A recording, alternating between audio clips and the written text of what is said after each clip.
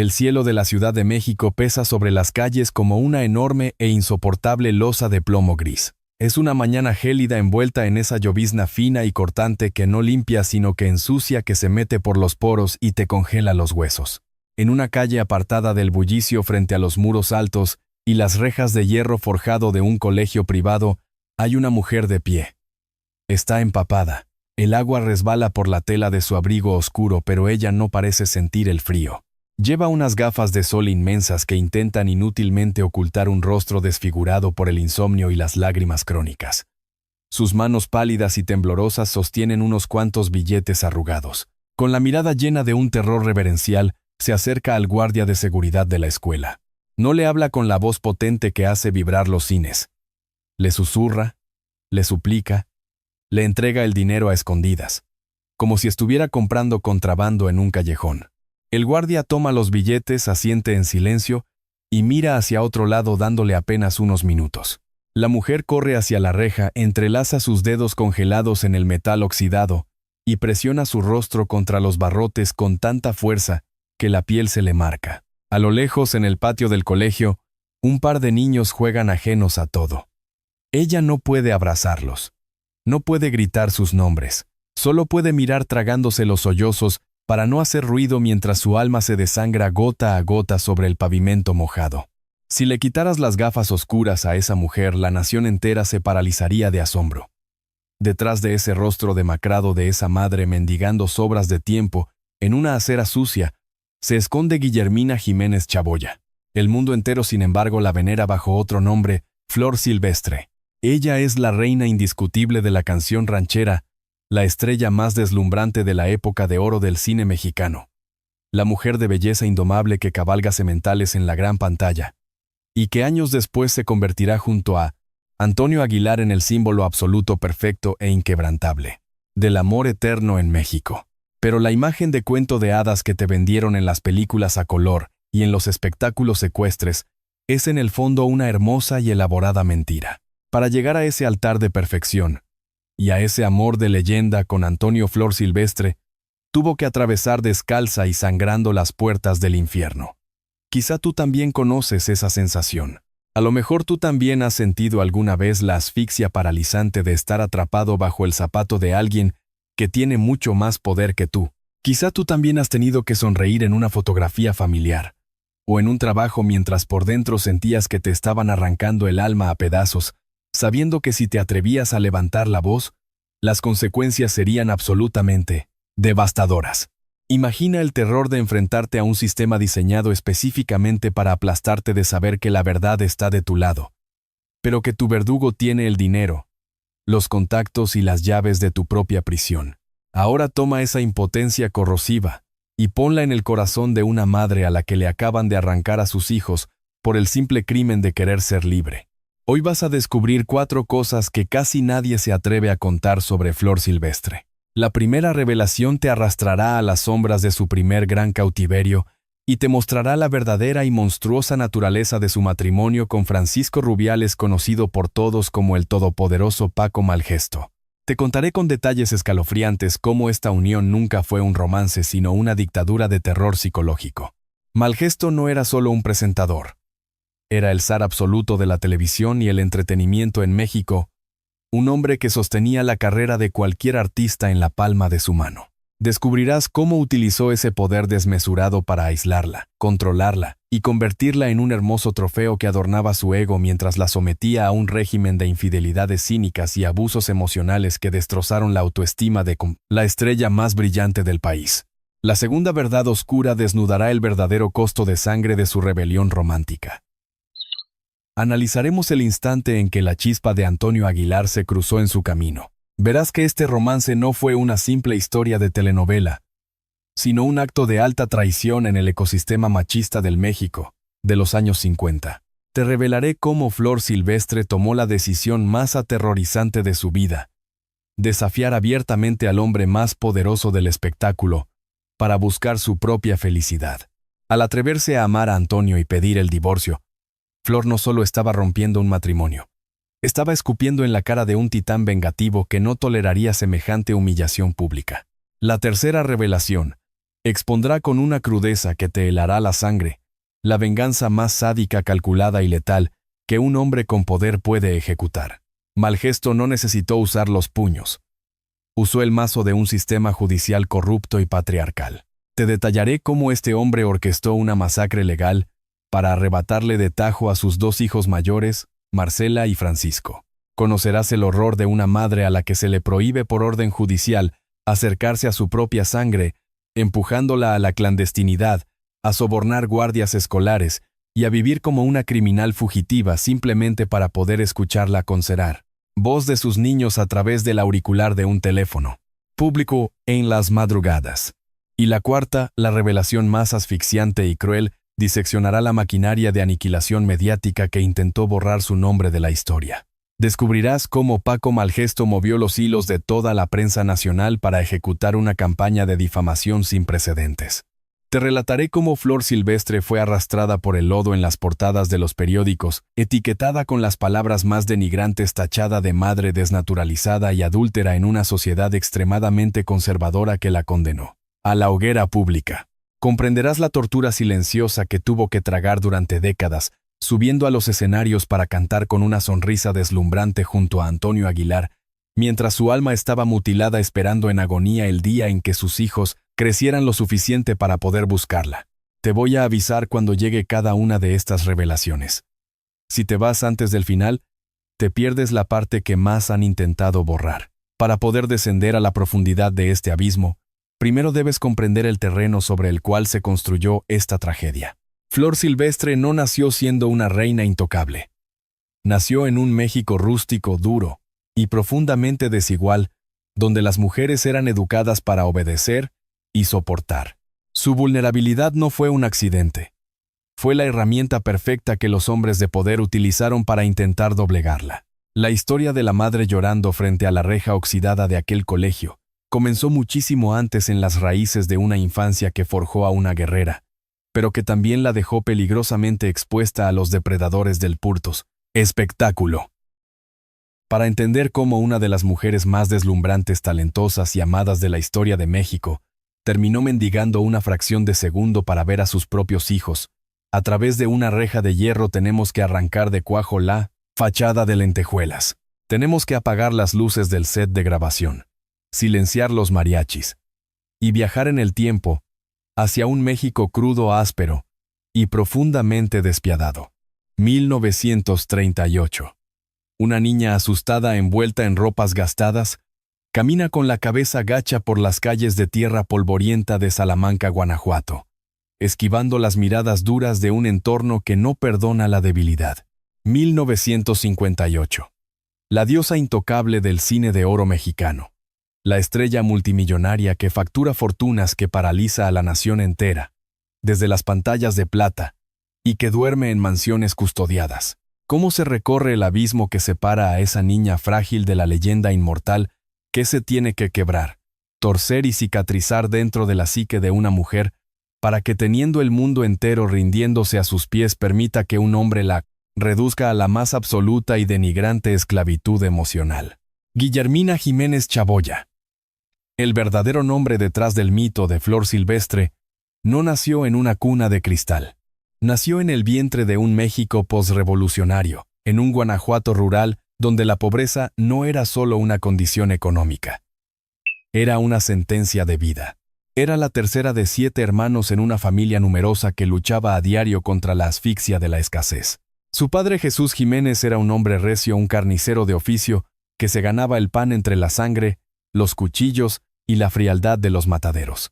Y esa misma dureza, esa misma frialdad cortante, era la que imperaba dentro de las 4 paredes de su casa. En el México rural de los años 30, el hogar no era un refugio de amor incondicional y palabras dulces. Era un cuartel militar, gobernado por la figura incuestionable del patriarca. El machismo no era una simple actitud de la época, era la ley absoluta de la gravedad. El machismo dictaba hasta dónde podía llegar tu imaginación antes de ser castigada. El machismo decidía a qué edad dejabas de ser una niña, para convertirte en una propiedad negociable. El machismo establecía con una brutalidad sistemática que el único valor de una mujer residía en su capacidad para callar, obedecer, servir y soportar el dolor sin derramar una sola lágrima que incomodara al hombre de la casa. Guillermina creció en un entorno donde el amor no se regalaba. El amor, o al menos la ausencia de castigo, se tenía que ganar a través de la sumisión total. La figura paterna era un monolito de autoridad distante, severo, un hombre cuyas reglas eran absolutas. La falta de un abrazo cálido, la escasez de validación emocional y el terror constante a desobedecer las estrictas normas familiares comenzaron a moldear una psique peligrosamente vulnerable. Para sobrevivir en esa casa, la niña aprendió a hacerse pequeña, a silenciar sus propios deseos, a complacer a la figura de autoridad masculina a cualquier costo. Guarda este detalle. Graba esta herida psicológica con fuego en tu memoria. Guarda el recuerdo de esta niña que aprendió que la seguridad solo provenía de obedecer a un hombre poderoso, dominante y aterrador. Guarda este detalle bajo 7 llaves, porque es exactamente esta cicatriz infantil, este condicionamiento profundo y enfermizo hacia la figura patriarcal, lo que explica por qué, muchísimos años después, la gran Flor Silvestre cometería el error más devastador de su vida. Esta sed insaciable de aprobación y este terror subconsciente al abandono y al castigo masculino fueron el abono perfecto para que ella cayera cegada e indefensa en las garras manipuladoras del zar de la televisión, Paco Malgesto. Ella no vio en él a un monstruo. Vio la figura de autoridad que su mente había sido programada para obedecer desde la cuna. A lo mejor tú también has sentido. Quizá tú también conoces esa sensación paralizante y asfixiante de crecer en un hogar donde sentías que caminabas sobre cáscaras de huevo. A lo mejor tú también has tenido que lidiar con un padre autoritario, una madre fría o un entorno familiar donde tu voz no importaba absolutamente nada. Imagina lo que es ser un niño que solo busca un abrazo, un estoy orgulloso de ti, y recibir a cambio una mirada de hielo o una reprimenda severa. Piensa en cómo esa carencia emocional te persigue hasta la adultez, cómo te convierte en un imán para parejas tóxicas, narcisistas o controladoras, simplemente porque tu cerebro confundió el control y el abuso con protección. Imagina el terror de darte cuenta de que por más lejos que huyas, sigues buscando inconscientemente a tu propio verdugo. Esa era la bomba de tiempo que latía en el pecho de la joven Guillermina. Cuando la asfixia económica empujó a la familia a abandonar Guanajuato y probar suerte en la monstruosa Ciudad de México, Guillermina no comenzó a cantar porque soñara con abrigos de bisón o portadas de revistas. Comenzó a cantar por hambre. Comenzó a cantar para ayudar a sostener a sus hermanos, para quitarle un peso de encima a sus padres. Su voz, un torrente de melancolía y fuerza ranchera, no era un capricho artístico, era un grito de supervivencia. Pero la Ciudad de México de los años 40 no era un lugar para niñas asustadas. El mundo del espectáculo, las carpas, los teatros y las estaciones de radio eran un inmenso y oscuro tanque de tiburones. Hombres poderosos con puros en la boca y fajos de billetes en los bolsillos acechaban desde las sombras buscando jovencitas hermosas, pobres y hambrientas de éxito para devorarlas vivas. Guillermina tenía el talento de un ángel, la belleza de una diosa terrenal y la vulnerabilidad psicológica exacta, precisa y milimétrica que los depredadores de la industria huelen a kilómetros de distancia. La niña de Salamanca estaba a punto de convertirse en Flor Silvestre. Estaba a punto de tocar el cielo con las manos y llenar sus bolsillos de oro. Pero lo que ella no sabía era que el boleto de entrada a ese paraíso mediático le iba a costar la libertad, la dignidad, y eventualmente la llevaría a protagonizar el viacrucis maternal más desgarrador, cruel y documentado de la historia del país. El telón apenas se estaba levantando, y el diablo vestido con trajes a la medida ya la estaba esperando en la primera fila. El salto de la miseria anónima a las marquesinas luminosas y parpadeantes de la Ciudad de México nunca es un ascenso angelical. Es en la abrumadora mayoría de los casos un pacto faustiano, una transacción fría y despiadada en la que la moneda de cambio es tu propia alma. A finales de la década de los 40 y principios de los 50, la capital mexicana era un monstruo deslumbrante que devoraba juventud. La radio, específicamente la mítica estación XCW, y la naciente industria del cine de oro, eran feudos absolutos controlados por un puñado de hombres de traje impecable, puros humeantes y morales de alcantarilla. En ese ecosistema de depredadores, Guillermina Jiménez, rebautizada artísticamente como Flor Silvestre, Era la presa más codiciada, exquisita y vulnerable de todas. ¿Qué tiene que entregar una adolescente de provincia aterrorizada por el hambre de su familia para que los magnates le abran las puertas del Olimpo del entretenimiento? Lo entregó todo. Entregó su nombre de pila, su inocencia campirana y su derecho a decir no. Los primeros pasos de Flor Silvestre en los escenarios del Teatro Colonial y en las cabinas de radio no fueron los de una diva empoderada. Fueron los de una obrera del espectáculo trabajando jornadas inhumanas rodeada de lobos que se disfrazaban de mentores y representantes. Su belleza exótica con esos ojos rasgados y melancólicos y su voz que poseía la fuerza de la tierra y la tristeza de los oprimidos la convirtieron inmediatamente en una máquina de hacer dinero para otros. Pero el éxito absoluto en el México de mediados del siglo XX requería un padrino. Requería la validación del sistema patriarcal. Y fue entonces en el cenit de su ingenuidad cuando el diablo se presentó ante ella vistiendo el traje más elegante del país y ostentando el micrófono más poderoso de la nación. Francisco Rubiales, mundialmente temido y reverenciado bajo el seudónimo de Paco Malgesto. Piensa en eso un momento. Detente a analizar el nivel de asimetría, de desproporción monstruosa en esta dinámica de poder. Malgesto no era simplemente un presentador de televisión o un cronista taurino. Era el arquitecto supremo de la opinión pública. Era un hombre que tenía la capacidad absoluta de construir la carrera de una estrella de la noche a la mañana, o de destruirla, pisotearla y desterrarla al olvido absoluto con un solo comentario al aire. Era un titán, arrogante, carismático hasta la médula narcisista, y acostumbrado a que absolutamente nadie, mucho menos una mujer, desafiara sus órdenes. Cuando Malgesto posó sus ojos en la joven Flor Silvestre, no vio a una compañera de vida, no vio a una igual. Vio el diamante en bruto más valioso de la temporada. Vio un trofeo de casa mayor que necesitaba exhibir en la vitrina de su inmenso ego. Pero tenía idea esa joven de origen humilde de que estaba cruzando el umbral de su propia prisión.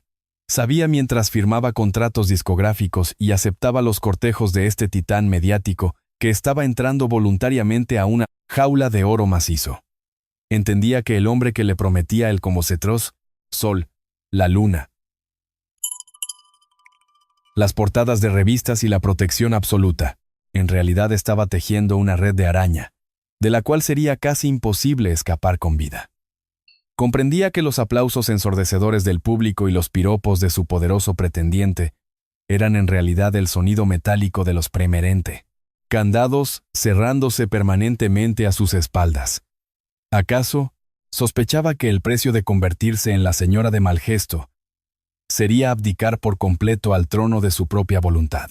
Las primeras concesiones que Flor tuvo que hacer parecían pequeñas, los típicos peajes de la fama, pero en realidad eran los cimientos de su calabozo. El sistema la envolvió en una ilusión de seguridad y prestigio, jugando magistralmente con ese trauma infantil del abandono y la pobreza que llevaba incrustado en los huesos. Malgesto se erigió como la figura paterna protectora, el proveedor absoluto, el escudo contra los peligros del mundo del espectáculo, logrando que ella bajara todas sus defensas. Tuvo que sonreír y agachar la cabeza cuando el dinero que ella generaba con su voz era administrado por otros. Tuvo que tolerar que su imagen pública fuera moldeada y dictada por las conveniencias de la industria televisiva que su pareja dominaba. Tuvo que aceptar las primeras sutiles y venenosas infidelidades de un hombre que se creía dueño y señor de todas las mujeres de México. Tuvo que silenciar su intuición femenina, esa voz interna que le gritaba que corriera lejos, porque el miedo a perder el estatus y el terror a enfrentarse a la ira del hombre más influyente del país la paralizaban por completo. Tuvo que firmar el contrato más oscuro de todos, el acta de matrimonio de 1953, creyendo que compraba amor cuando en realidad estaba legalizando su propia esclavitud emocional. A lo mejor tú también has sentido. Quizá tú también conoces esa asfixia sutil, esa trampa de miel que se cierra lentamente sobre ti. A lo mejor tú también has estado en una relación o en un empleo donde al principio te deslumbraron con promesas de grandeza, con protección, con atenciones desmedidas que te hicieron sentir especial e intocable. Pero con el paso del tiempo esa protección se transformó en control absoluto. Imagina darte cuenta de que tu pareja o tu jefe no te cuida porque te ama, sino porque te considera su propiedad privada. Imagina el pánico frío en el estómago al descubrir que te han aislado de tus redes de apoyo, que han minado tu confianza hasta hacerte creer que sin ellos no eres nada, y que si intentas irte, usarán todo su poder para destruirte. Públicamente. Piensa en el dolor de tener que fingir una sonrisa de gratitud mientras por dentro te estás asfixiando. Multiplica ese nivel de terror por la mirada escrutadora de millones de espectadores que leían las revistas del corazón y creían que tu vida era un maldito cuento de hadas. Esa era la jaula de oro de Flor Silvestre. Había escalado hasta la cima de la pirámide social y económica de México. Dormía en sabanas de seda, viajaba en automóviles de lujo y su rostro iluminaba las pantallas de los cines más majestuosos de América Latina. Se había convertido en la esposa del zar, en la madre de sus hijos Marcela y Francisco. Ante los ojos del público, ella había ganado el juego de la vida. Pero en el silencio sepulcral de su mansión, cuando los focos se apagaban y el maquillaje se lavaba, Flor Silvestre era una prisionera de guerra. Una mujer cuyo espíritu indomable estaba siendo sofocado diariamente por la arrogancia, el engaño y el machismo tiránico de un hombre que jamás toleraría que su trofeo desarrollara alas propias. La bomba de tiempo estaba activada, y el encuentro fortuito con un charro de voz profunda y alma noble estaba a punto de ser la chispa que haría detonar el imperio entero de Paco Malgesto, desatando la venganza más cruel de la historia del Camante. Espectáculo. Para mediados de la vertiginosa década de los 50, México no tenía una familia real coronada, pero tenía algo infinitamente más hipnótico y poderoso. Tenía a Flor Silvestre y a Paco Malgesto. El ascenso de la niña que alguna vez caminó por las calles polvorientas de Guanajuato había sido de una brutalidad meteórica, desafiando cualquier pronóstico. Para 1955 el nombre de Flor Silvestre ya no era solo un nombre.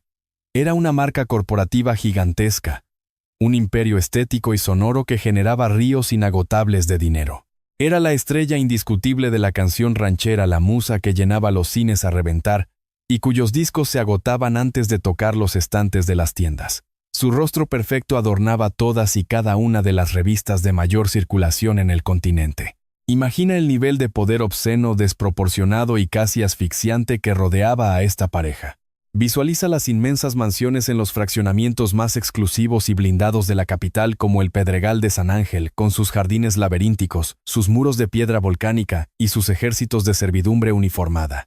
Visualiza los abrigos de bisón, las joyas con diamantes que cegaban a los fotógrafos, los automóviles europeos importados directamente de París o Roma. Las cuentas bancarias se desbordaban con el equivalente a millones de dólares actuales. Juntos, eran los titanes del entretenimiento. Malgesto, por su parte, era el pionero absoluto, el rey Midas de la recién nacida televisión mexicana en el mítico Canal 2. Un hombre que con un solo movimiento de su mano decidía qué artista comía y qué artista moría de hambre. Cuando Flor y Paco entraban a los cabarets de lujo, a las plazas de toros o a los banquetes presidenciales, la élite política y económica del país entero se ponía de pie, aplaudía y hacía reverencias. Eran a los ojos de un público hipnotizado la encarnación perfecta del triunfo, la riqueza y el amor. Pero detrás de los pesados cortinajes de terciopelo, la majestuosidad de este palacio de cristal ocultaba una podredumbre estructural terrorífica. La reina del cine no vivía en un castillo. Vivía en una celda de máxima seguridad, finamente decorada. Atención, porque aquí llega la primera revelación. El primer secreto tétrico, la verdad repulsiva que las crónicas de la época encubrieron con sobornos y sonrisas forzadas, es el terrorismo psicológico y la humillación pública sistemática a la que Paco Malgesto sometía a Flor Silvestre en su matrimonio. Desgarremos el velo de la pareja dorada. La historia oficial te dice que fueron un matrimonio exitoso, que simplemente no funcionó. Alescándose tale. La historia real, documentada en los oscuros pasillos de la XCW y en los testimonios de la época, nos revela que Malgesto era un mujeriego empedernido, narcisista y cruel, que no tenía el más mínimo reparo en restregarle sus infidelidades en la cara a la mujer más deseada de México. El verdadero horror no era solo el engaño físico, era la exhibición cínica del poder patriarcal. Malgesto utilizaba su posición como el zar de los medios para mantener romances paralelos con otras actrices coristas y mujeres de la alta sociedad, paseándose por la capital con una impunidad que helaba la sangre. Él podía hacer lo que quisiera, acostarse con quien quisiera y llegar a la hora que quisiera, mientras Flor estaba obligada por contrato legal, social y moral a esperarlo en casa, jugar el rol de la madre perfecta de Marcela y Francisco y sonreír obedientemente frente a las cámaras al día siguiente. Piensa en eso un momento. Detente un segundo y procesa la magnitud de este nivel de tortura psicológica. Imagina ser la mujer más hermosa, aclamada y exitosa de un país entero. Imagina salir a la calle y que multitudes lloren al escucharte cantar, que los hombres más ricos del continente te envíen flores y te declaren su amor. Y luego imagina regresar a tu inmensa mansión, cruzar las puertas de caoba, y que tu propio esposo te trate como a un objeto decorativo, humillándote públicamente con sus amantes, sabiendo que tú no puedes decir absolutamente nada porque él controla los micrófonos, las cámaras y los periódicos de toda la nación.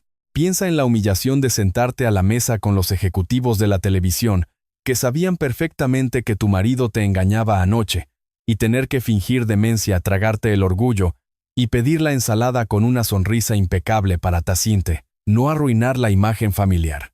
¿Qué haces cuando el hombre que te humilla es también el hombre que puede destruir tu carrera con una sola llamada telefónica?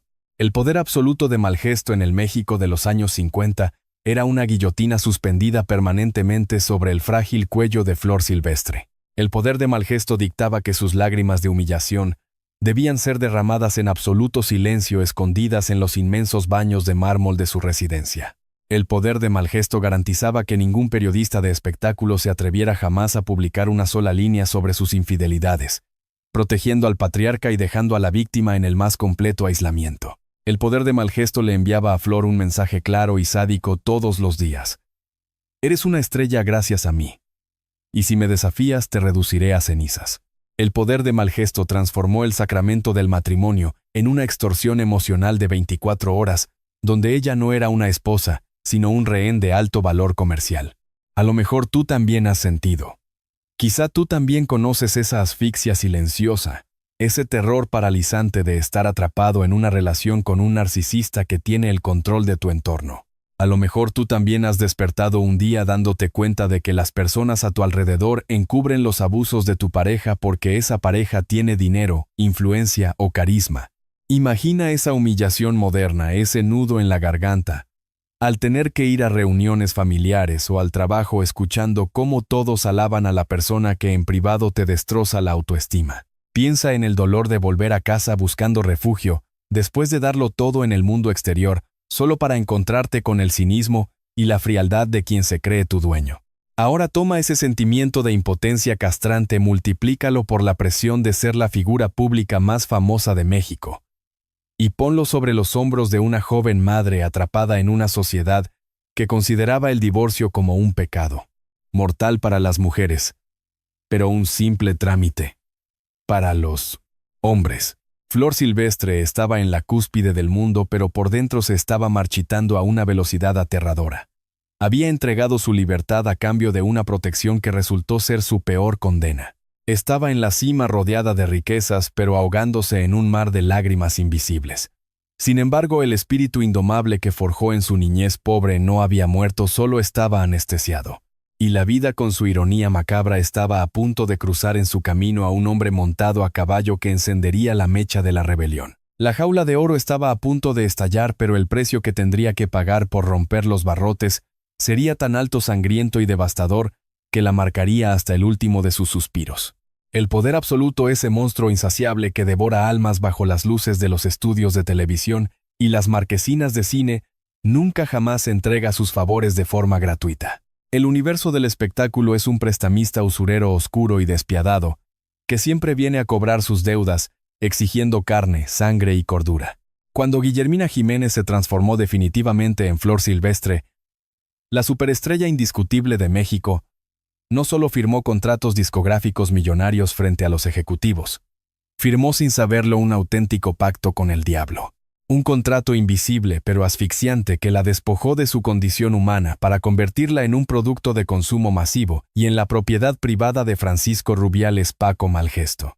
Analicemos milímetro a milímetro la letra pequeña, venenosa y letal de este contrato maldito. La industria del entretenimiento de los años 50 y su propio esposo moldearon una jaula de oro con barrotes tan gruesos que la luz del sol jamás volvía a tocar su verdadera esencia. Para mantener viva la ilusión de la estrella perfecta, sumisa y exitosa, Flor Silvestre fue sometida a un régimen de explotación laboral y emocional que habría quebrado la mente del soldado más fuerte.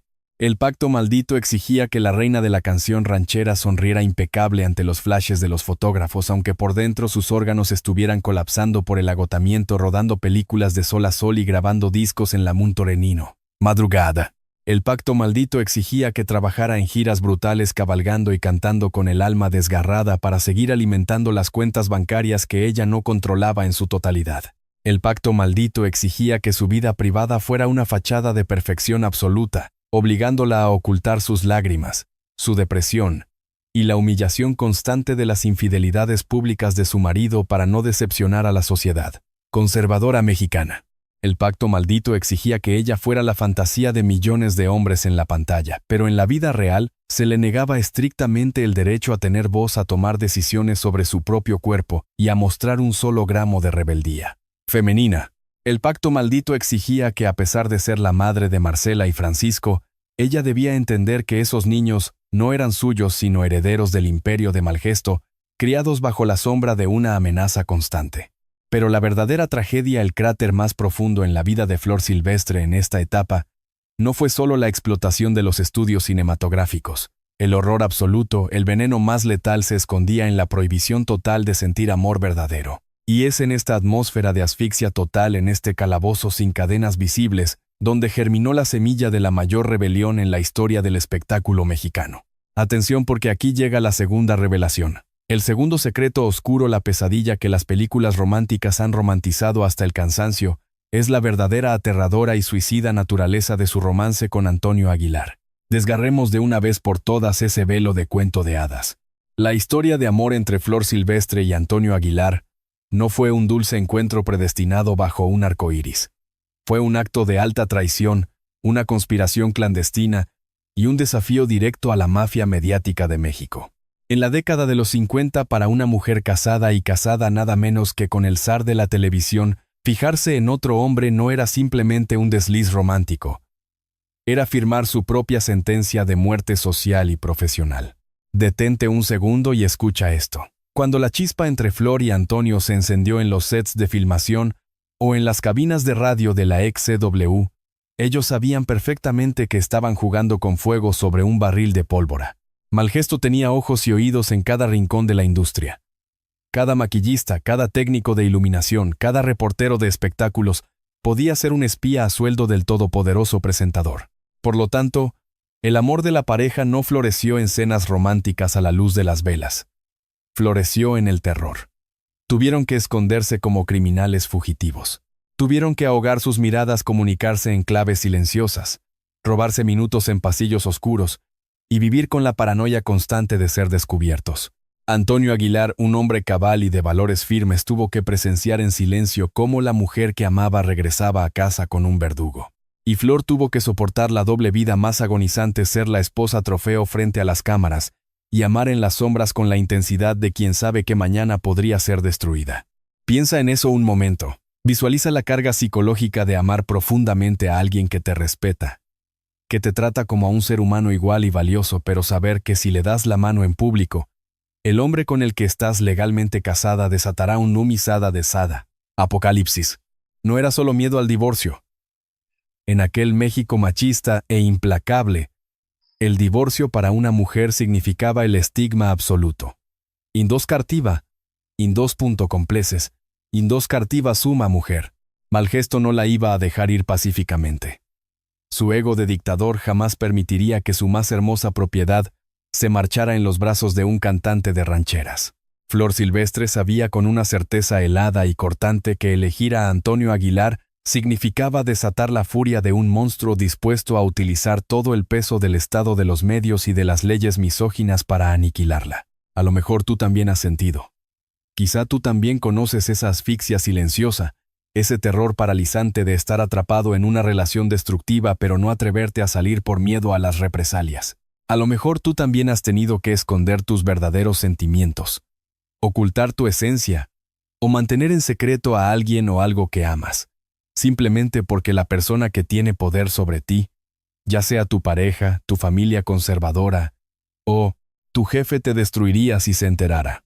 Imagina esa humillación moderna, ese nudo en la garganta al tener que fingir lealtad hacia alguien que te maltrata, mientras tu corazón late desesperadamente por una salida que parece imposible. Piensa en el dolor de vivir vigilado, midiendo cada palabra, cada mirada, aterrorizado de que un solo error revele tu verdad.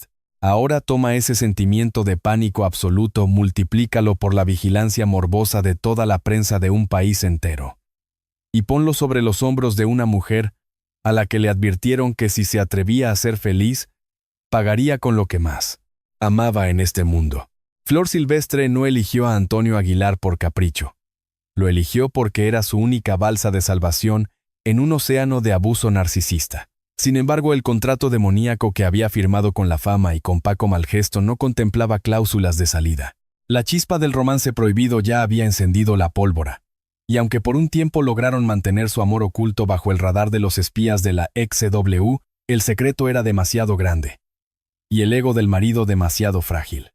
Las primeras sospechas comenzaron a filtrarse, las miradas en los estudios se volvieron acusadoras y la venganza fría, milimétrica y sádica comenzó a gestarse en la mente del hombre más poderoso de México. La rebelión había comenzado, pero el castigo que se avecinaba sería 1000 veces más aterrador que cualquier jaula de oro. El colapso de un imperio personal nunca comienza con un gran terremoto visible para el público. Comienza con una grieta microscópica, silenciosa y letal en los cimientos de tu propia cordura. A finales de la década de los 50, Flor Silvestre se encontraba en la cúspide absoluta de la cadena alimenticia del entretenimiento latinoamericano. Su rostro estaba en todas las carteleras, su voz inundaba cada estación de radio del país, y su presencia era sinónimo de la más alta realeza mediática. Sin embargo, el aire que respiraba en la cima era un gas tóxico que la estaba asfixiando lentamente. La rebelión romántica que había comenzado a gestar en su corazón al enamorarse de Antonio Aguilar fue el catalizador que expuso la verdad más repulsiva de su existencia. No estaba rodeada de amigos, colegas o familiares leales. Estaba rodeada de carceleros, espías y sanguijuelas. La traición no vino de enemigos desconocidos en callejones oscuros. La traición más sangrienta siempre viene de aquellos que tienen las llaves de tu casa y conocen tus secretos. Cuando Flor Silvestre empezó a dar las primeras señales de agotamiento, cuando su mirada comenzó a desviar la atención hacia la posibilidad de un divorcio y una vida libre, el ecosistema entero que la rodeaba se quitó la máscara. Descubrió con el terror de quien se asoma a un precipicio sin fondo que su propio equipo de trabajo le era absolutamente desleal. Sus asistentes, sus maquillistas, los directores de las películas que protagonizaba y los productores de sus discos. Todos y cada uno de ellos comían de la mano de Paco Malgesto. La industria entera era un inmenso panóptico, una prisión de cristal donde cada suspiro de Flor, cada lágrima derramada en un camerino y cada minuto de retraso era inmediatamente reportado al escritorio de su marido. Ella era el producto estrella, pero él era el dueño de la fábrica. Y la traición financiera fue igualmente devastadora. A pesar de trabajar jornadas esclavas de 18 horas, de filmar éxito tras éxito y de vender montañas de vinilos, Flor se dio cuenta de que no era dueña de su propio sudor. En aquel México machista y corporativo, las ganancias de la esposa eran administradas por el patriarca. Malgesto, actuando como su esposo y amo absoluto de su carrera, controlaba las cuentas, los contratos y los bienes. Si ella decidía huir, no solo enfrentaría el estigma social, enfrentaría la ruina económica total. Le habían robado su trabajo frente a sus propias narices, disfrazando el saqueo corporativo bajo el sagrado manto del matrimonio. Pero la puñalada más profunda, la que verdaderamente le destrozó el alma, fue la traición del entorno social y familiar. En esa sociedad hipócrita de mediados de siglo, las infidelidades descaradas y públicas de Paco Malgesto eran celebradas como trofeos de su virilidad. Se le aplaudía su donjuanismo. Pero cuando comenzaron los rumores de que Flor Silvestre, la madre, la esposa, la mujer, quería separarse, y había encontrado consuelo en un hombre bueno y respetuoso, como Antonio Aguilar, las puertas del infierno se abrieron bajo sus pies. Sus propias amistades de la alta sociedad le dieron la espalda, aterrorizadas de perder el favor del todopoderoso Malgesto. La dejaron absolutamente sola, aislada en medio de una multitud que la adoraba en la pantalla, pero que la condenaba al fuego eterno en la vida real. Piensa en eso un momento. Detente un segundo. y sumérgete en la oscuridad asfixiante de esta soledad de proporciones monstruosas.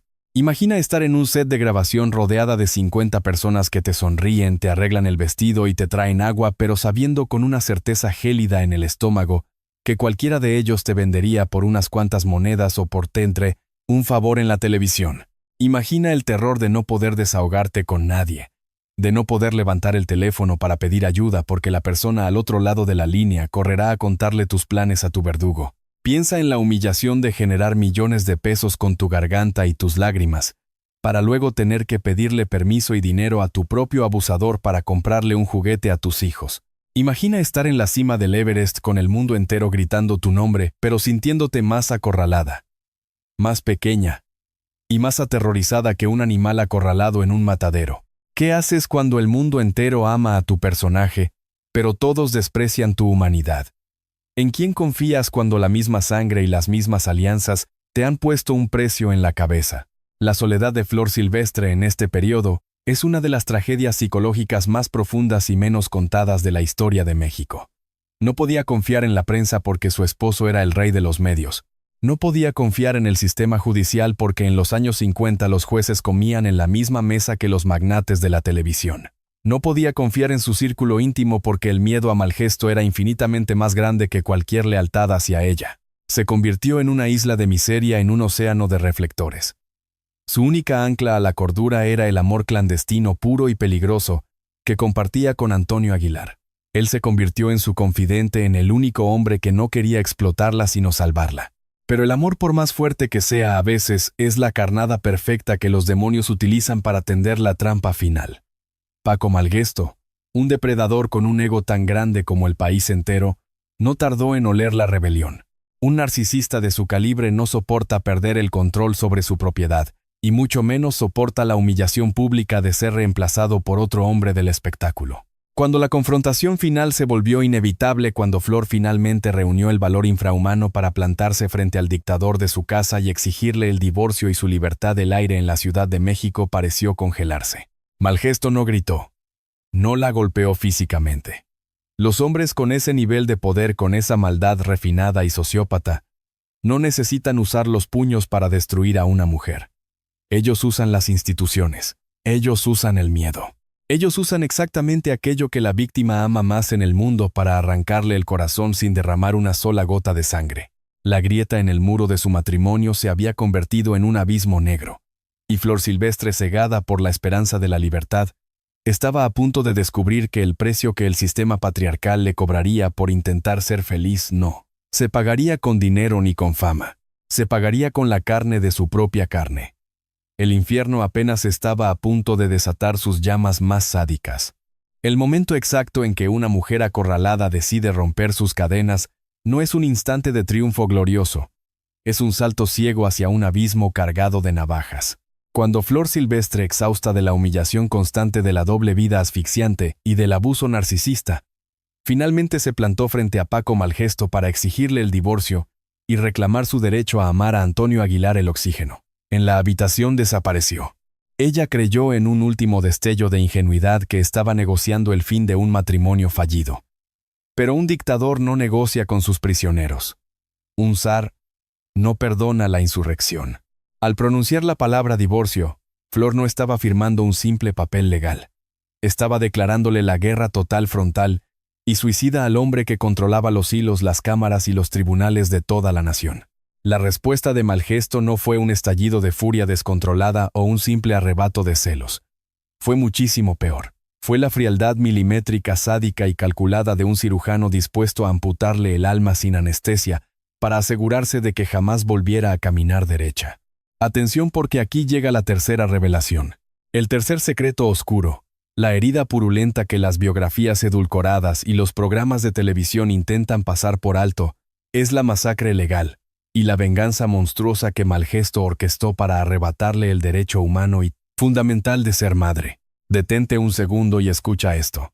En el México patriarcal, misógino y profundamente conservador de finales de los años 50, la justicia no era ciega. La justicia tenía precio, tenía género, y Paco Malgesto tenía la chequera más grande del país. Él no se conformó con arruinar su paz mental. Él apuntó directamente al centro neurálgico de su existencia, sus dos hijos pequeños, Marcela y Francisco. Utilizando su inmenso poder, su red de complicidades con jueces de altas esferas y un ejército de abogados implacables, Malgesto ejecutó un despojo legal que hoy sería considerado un crimen de lesa humanidad emocional. En un abrir y cerrar de ojos a la estrella más grande de México, se le despojó absolutamente de la patria potestad. Se le prohibió legal física y categóricamente acercarse a sus propios hijos. El sistema judicial, convertido vilmente en el brazo armado del ego herido de un presentador de televisión, dictaminó que ella era una mujer indigna, una adúltera que no merecía el título de madre. El dolor que se desató a partir de esa firma judicial es un agujero negro que desafía toda descripción humana. La imagen de la primera escena de nuestra historia regresa aquí con una fuerza devastadora y asfixiante. Le robaron el derecho primario de arropar a sus niños por las noches, condenándola a imaginar sus rostros en la oscuridad de una habitación de hotel vacía. Le robaron los cumpleaños, las navidades, los primeros pasos y los abrazos de consuelo, reemplazándolos por órdenes de restricción frías, selladas y amenazantes. Le robaron su dignidad pública, obligándola a mendigar minutos, a sobornar a los guardias de seguridad del colegio privado y a esconderse detrás de gafas oscuras bajo la lluvia, solo para poder ver a sus hijos jugar a través de una reja de lenir asunta mientesere, hierro oxidado sin poder gritar sus nombres. Le robaron su propia sangre, convirtiéndola en una fugitiva emocional en su propia ciudad, aterrorizada de que si se acercaba demasiado los tentáculos de su exmarido, la enviarían directamente a una celda de prisión. A lo mejor tú también has sentido. Quizá tú también conoces esa sensación de asfixia y desesperación total cuando el sistema entero se pone en tu contra. A lo mejor tú también te has enfrentado a una injusticia brutal, a un tribunal, a una burocracia ciega, o a una mentira gigantesca que te ha arrebatado algo que te pertenecía por derecho, y te has dado cuenta de que por más que grites la verdad, nadie te va a escuchar porque tu adversario tiene más poder, más dinero o mejor reputación que tú. Imagina esa parálisis, ese dolor físico en el pecho, al saber que tus propios hijos están siendo criados por el monstruo que te destruyó, y que ese mismo monstruo les está envenenando la mente en tu contra todos los días. Piensa en el terror de vivir cada segundo de tu vida preguntándote si tus hijos pensarán que los abandonaste sin poder decirles que estás luchando con uñas y dientes, tragando sangre para volver a verlos. Pero la aniquilación no terminó en los pasillos de los tribunales. Para que la venganza fuera absoluta y ejemplar, Malgesto necesitaba destruir su imperio económico y borrar su nombre de la historia. Y lo hizo con la precisión de un bombardero. La maquinaria de difamación se encendió a toda marcha. Malgesto movió sus hilos venenosos en las redacciones de todos los periódicos, revistas de espectáculos y estaciones de radio del país.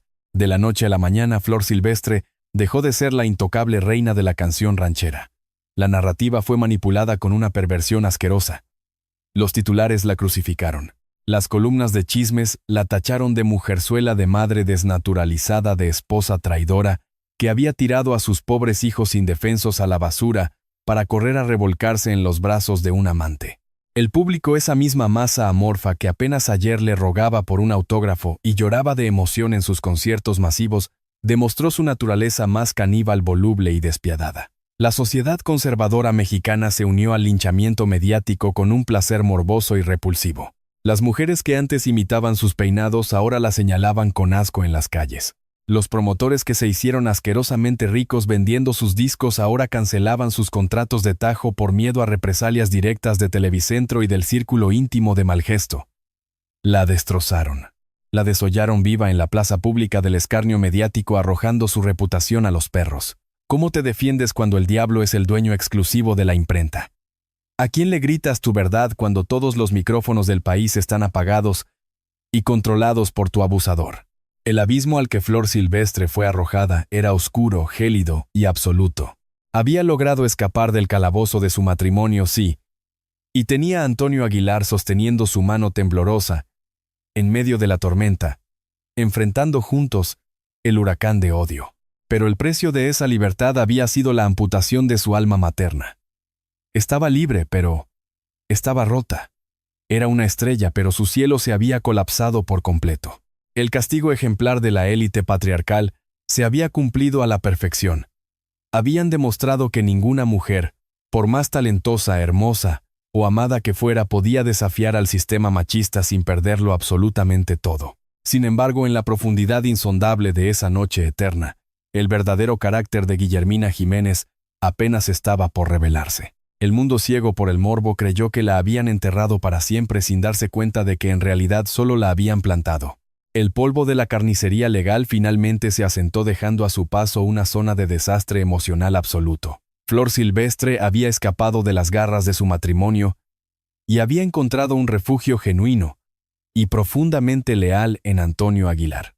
Juntos ante el boicot de una industria que los consideraba parias, construyeron un imperio alterno. Armaron su espectáculo ecuestre y recorrieron los pueblos y las plazas de toros, esquivando el monopolio mediático de la capital. Se convirtieron en la dinastía Aguilar, en millonarios por derecho propio y en el símbolo de la familia mexicana. El público los veía sonreír a caballo y creía que el final feliz por fin había llegado. Pero las sonrisas en el espectáculo son a menudo las máscaras mortuorias del dolor. Detrás del maquillaje, el alma de Flor seguía desangrándose. Y ahora llegamos a la cuarta y última revelación. Si has llegado hasta aquí, esto es para ti. El secreto más aterrador, la atrocidad que la historia oficial de la televisión mexicana intentó sepultar bajo décadas de homenajes hipócritas, es el pacto de silencio institucional y la complicidad perversa de la élite mediática, proteger al abusador y amordazar a la víctima. Desgarremos este último velo. El horror no terminó el día que el juez le arrebató a sus hijos. Se extendió por décadas. ¿Por qué Flor Silvestre, siendo tan poderosa y rica junto a Antonio Aguilar, nunca pudo sentarse en la televisión nacional para gritar su verdad y recuperar a Marcela y Francisco? ¿Por qué el robo de sus hijos fue reducido a un oscuro rumor de pasillo durante más de 20 años? Detente un segundo y escucha esto. La verdad fue secuestrada porque Francisco Rubiales Paco Malgesto no era un ciudadano común. Era el rey Midas y el pilar fundamental de Telesistema Mexicano, hoy Televisa. Era íntimo amigo de los magnates de las comunicaciones y de los políticos de la más alta esfera. La élite se protege a sí misma con una lealtad caníbal. El sistema dictaminó una condena al olvido. La orden no escrita en las televisoras y los grandes diarios era absoluta. Nadie le daría un micrófono a Flor Silvestre para manchar la imagen del presentador estrella de México. Malgesto salía todos los días en pantalla venerado como un caballero y un padre ejemplar, mientras la mujer a la que le había destrozado la vida tragaba bilis en silencio. ¿Quiénes se beneficiaron de esta macabra omisión? Los hombres de traje que movían los hilos del país. Si permitían que Flor Silvestre triunfara y recuperara su voz, sentarían un precedente peligrosísimo. Habría sido un mensaje de empoderamiento para millones de mujeres oprimidas. El patriarcado necesitaba que ella fuera un ejemplo de castigo, no un símbolo de liberación. El silencio mediático fue la herramienta quirúrgica para advertirle a cualquier mujer que si desafiaba el ego de un hombre poderoso, perdería hasta el derecho a la queja pública. Piensa en eso un momento. Analiza la magnitud aplastante de esta impotencia. Flor Silvestre tenía dinero para comprar inmensas propiedades y el amor incondicional de su esposo, pero carecía del poder más básico de un ser humano libre: contar su propia historia. ¿Te imaginas la tortura de ser víctima de una injusticia que te arranca las entrañas y ver cómo tu verdugo es premiado, aplaudido y convertido en una leyenda nacional? ¿Te imaginas el terror de saber que si hablabas con la prensa independiente, los tentáculos de la élite destruirían la carrera de Antonio Aguilar y de tu nueva familia? La impotencia de Flor Silvestre frente a este leviatán mediático es el verdadero núcleo trágico de su existencia. Era dueña de escenarios inmensos, pero prisionera en una celda de silencio impuesta por los magnates. Podía comprar los caballos más caros del mundo, pero no un solo segundo en televisión para decir: Malgesto me robó a mis hijos. Era reverenciada como la gran matriarca criando a Toño y Pepe, pero cargando el hueco fantasma y sangrante de los niños que le arrancaron. Tenía que sonreír en las entrevistas cuando le preguntaban por su familia, tragándose las lágrimas por los hijos que el poder machista le había amputado con la complicidad de todo un país. A lo mejor tú también has sentido. Quizá tú también conoces esa frustración venenosa, esa sensación de estar atrapado en una mentira gigantesca que todos deciden creer por conveniencia.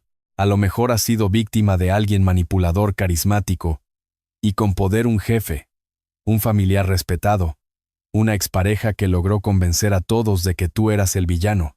Imagina esa asfixia cuando intentas defenderte y descubres que a nadie le importa la verdad porque es más fácil ponerse del lado del poderoso. Piensa en el desgaste del alma que significa seguir con tu vida sabiendo que el abusador camina libre, recibiendo aplausos mientras tú llevas las cicatrices ocultas bajo la ropa. Ahora eleva esa injusticia a escala nacional y transmítela en horario estelar todos los domingos. Flor Silvestre no se rindió. Su paciencia fue la de una esfinge. Esperó tragando fuego durante años hasta que sus hijos crecieron y Malgesto perdió su poder terrenal con la muerte. Solo entonces Marcela y Francisco, ya adultos, pudieron cruzar esa barrera invisible y reencontrarse con la madre que siempre los amó desde las sombras. Pero el tiempo perdido, los años de infancia robados y las lágrimas bajo la lluvia jamás fueron devueltos. La élite cobró su cuota con intereses exorbitantes, dejándonos una lección terrorífica sobre el verdadero y asqueroso precio de la libertad en un mundo diseñado por los dueños del micrófono. Cuando el eco de los mariachis se apaga definitivamente en las inmensas arenas, cuando el polvo de los espectáculos ecuestres vuelve a asentarse en la tierra, y las luces de los cines de oro se funden para siempre, lo que queda flotando en el aire no es el glamour de una estrella. Es un silencio espeso, frío y profundamente acusador. Contemplar la vida de Flor Silvestre. Mirar más allá de las faldas bordadas de su amor legendario con Antonio Aguilar y de su estatus como matriarca multimillonaria, no debería llenarnos de una simple nostalgia folclórica. Debería, si nos queda un gramo de empatía humana, desgarrarnos el pecho. Porque su historia no es solo la biografía de una cantante ranchera. Es una autopsia en tiempo real de la condición humana, cuando es sometida a la radiación tóxica letal e implacable del poder absoluto y la venganza patriarcal. Es en este abismo de reflexiones donde debemos detenernos, a apagar el ruido del espectáculo y plantearnos la gran pregunta que nadie en la alta sociedad quiere responder. ¿Puede el dinero en su forma más pura, obscena y abundante comprar la verdadera paz? Nos han vendido desde el día exacto en que nacemos la inmensa, conveniente y cruel mentira de que la riqueza material es un escudo impenetrable. Creemos de forma ingenua y desesperada que si logramos acumular suficientes millones, si logramos que el mundo entero nos reverencie y aplauda, seremos absolutamente inmunes al sufrimiento de los simples mortales. Pero la verdad que nos escupe el caso de Flor Silvestre es infinitamente más oscura y nauseabunda. El dinero no te hace invulnerable frente a un sistema diseñado para aplastarte. A veces, simplemente eleva el escenario para que tu crucifixión sea vista por millones de espectadores. La fama absoluta no cura la soledad ni te devuelve a los hijos que te fueron arrancados. Simplemente financia los muros de hormigón de tu propia prisión de silencio y le da a tus verdugos un motivo más grande para destruirte. Este es un requiem por Guillermina Jiménez Chaboya. Una elegía oscura, solemne y cargada de un dolor antiguo por la mujer de carne, hueso y lágrimas que fue devorada viva por el inmenso ego de un dictador mediático y por la silenciosa complicidad de un país entero. Si miramos más allá de los discos de platino y de la sonrisa impecable frente a las cámaras, no podemos evitar sentir una aplastante y asfixiante compasión por su existencia. Piensa en esa madre que tuvo que maquillarse la tristeza todos los días de su vida. El sistema patriarcal y judicial no la vio como a un ser humano. La vio como una propiedad rebelde que necesitaba ser castigada de la forma más brutal, pública y ejemplar posible para que sirviera de escarmiento. El dinero de sus películas no compró la piedad de los jueces corruptos que le quitaron la patria potestad, compró la tinta con la que firmaron su sentencia. El dinero de sus giras internacionales no compró un solo abrazo de Navidad de Marcela y Francisco. Compró los inmensos y fríos pasillos de una mansión donde sus risas infantiles no existían. El dinero de sus discos no compró el respeto de la prensa. Compró las rotativas que imprimieron las calumnias más viles para destrozar su reputación. El dinero jamás, bajo ninguna maldita circunstancia, le compró la paz. Solo financió la anestesia necesaria para soportar una guerra psicológica que duró décadas. Imagina el cansancio crónico, la fatiga destructiva de tu propia alma, cuando descubres que estás en la cima del mundo, que tienes el amor del hombre perfecto a tu lado, pero que te falta la mitad de tu corazón, porque un burócrata dictaminó que eres una mala madre. Es muy fácil, casi adictivo, mirar a las celebridades desde la seguridad de nuestras pantallas y pensar que sus tragedias no son reales porque lloran en autos de lujo. Es muy fácil juzgar a Flor Silvestre y pensar que no sufrió tanto porque al final del día terminó siendo una mujer inmensamente rica. Pero antes de lanzar la última piedra de la indiferencia, quiero que mires detenidamente el reflejo de tu propia vida, en el espejo roto de su agonía. Porque la verdad incómoda, la que te revuelve el estómago en las noches de insomnio, es que la distancia emocional entre su miseria multimillonaria y tu realidad diaria es mucho más estrecha y terrorífica de lo que tu ego te permite admitir.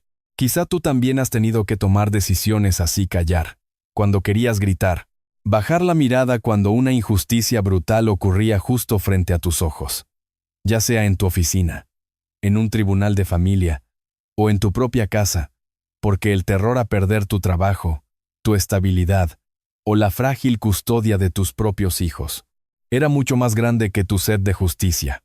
A lo mejor tú también has sentido esa parálisis asfixiante que te congela la sangre. ¿Cuántas veces has tenido que tragarte tus palabras, morderte la lengua hasta hacerla sangrar frente a un ex narcisista que utiliza a tus hijos como moneda de cambio, eligiendo mirar hacia el suelo y ceder por el simple miedo a que les hagan daño psicológico?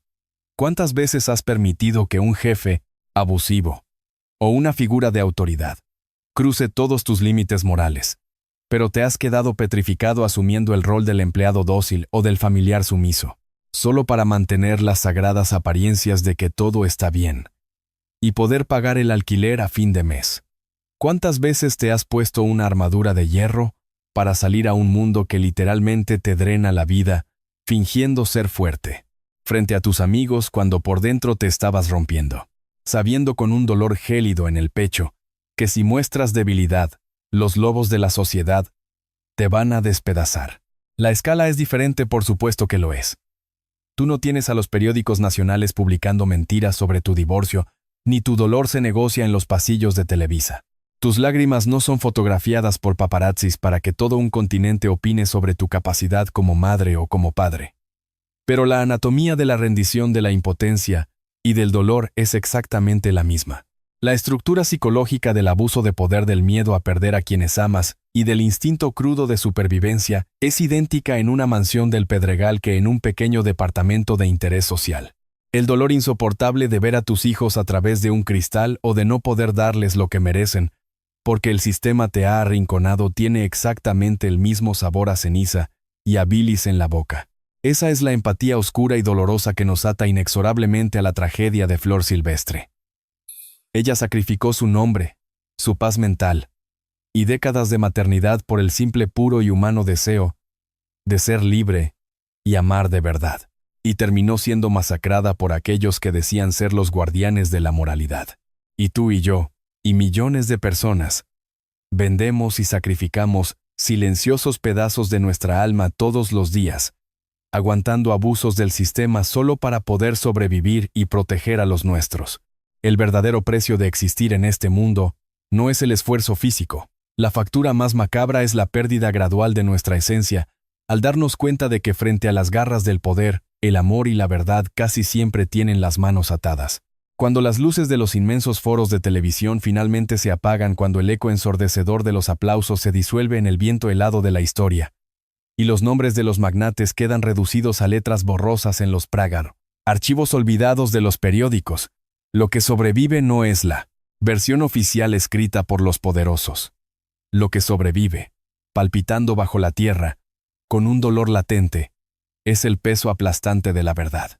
Guillermina Jiménez Chaboya, la inmortal y venerada Flor Silvestre, cruzó el umbral de la eternidad, dejando tras de sí un imperio ecuestre incomparable, una dinastía musical multimillonaria y la imagen enmarcada del romance más puro, envidiado de todo México. Sin embargo, al apartar brutalmente el maquillaje perfecto, al silenciar las trompetas alegres del mariachi y al raspar la superficie brillante de ese cuento de hadas folclórico, la auditoría final del karma nos presenta una factura que nos presenta si tunta si con DS, corta la respiración y nos hiela la sangre en las venas.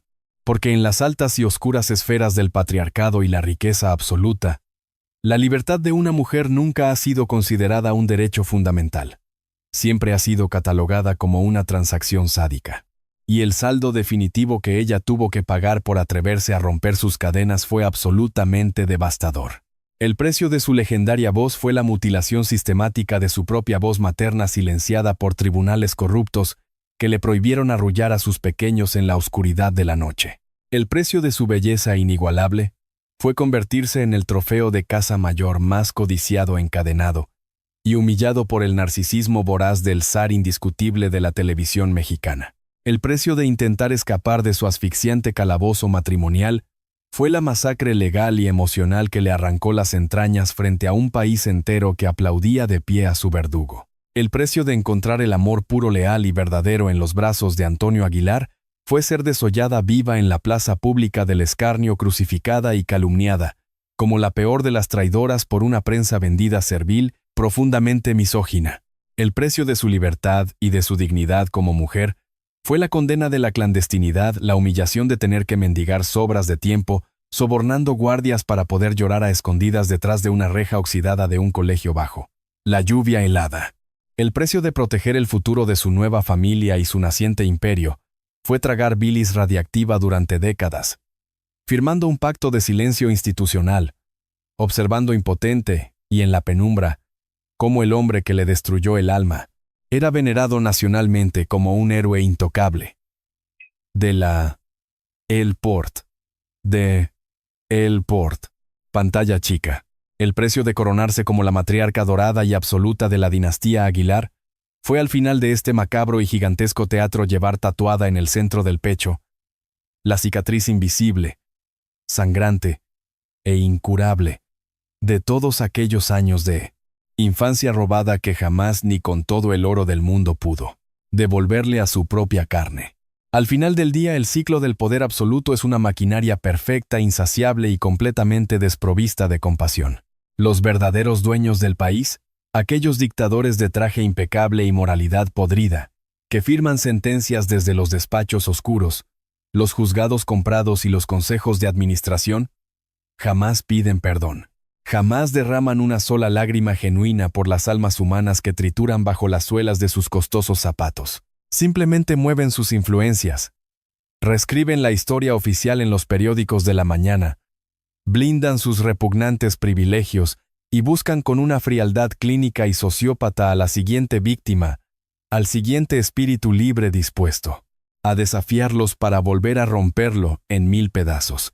El juego de las élites es un casino perverso, oscuro y manipulado, donde la casa nunca pierde, y donde el amor verdadero, la rebeldía y la búsqueda de la felicidad son castigados con la misma brutalidad, saña y crueldad que el peor de los crímenes. En el inframundo de los poderosos, las instituciones no tienen corazón, ni empatía, ni sed de justicia. Solo tienen dientes afilados siempre listos para desgarrar a los más vulnerables. Si esta historia te tocó, si alguna vez has sentido el peso del sistema aplastándote, o te has visto obligado a soltar lo que más amas por culpa del abuso de poder, suscríbete al canal y activa las notificaciones. La próxima semana vamos a hablar de El orfanato del diablo, los contratos de sangre, las desapariciones encubiertas y el imperio de terror detrás del productor infantil más intocable de América Latina. Nos vemos ahí. Y recuerda, nunca confíes ciegamente en las leyendas de la televisión, porque las sombras más letales siempre se esconden detrás de los focos más brillantes.